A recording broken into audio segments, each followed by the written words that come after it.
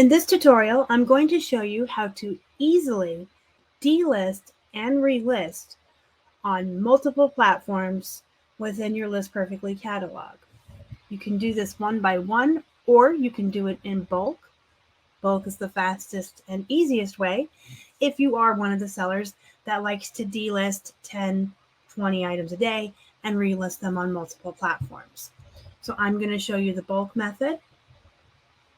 You'll just go into your catalog, say start selecting, choose 5 or 10 items that you want to end, say stop, select the platforms you want to delist these on, and select end listing.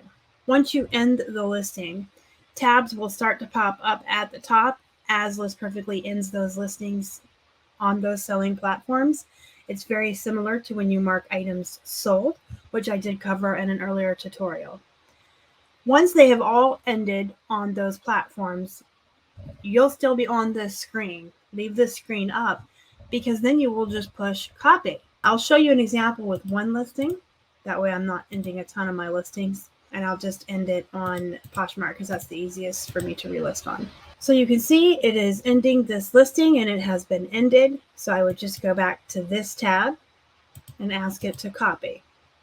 And then I would just go through the process of relisting my items. So this is a very quick and easy way to delist and relist items on eBay, Poshmark, Mercari, and more. The only thing I would add is if you want to keep your catalog organized by last updated, if you end and relist items each day and you want to go in order of the oldest, last updated to your newest items, you can sort that in your catalog by clicking on the blue arrow next to updated, and you can sort by the soonest updated or the oldest. You can see here that the last time these were updated is in this first column here. That's the dates.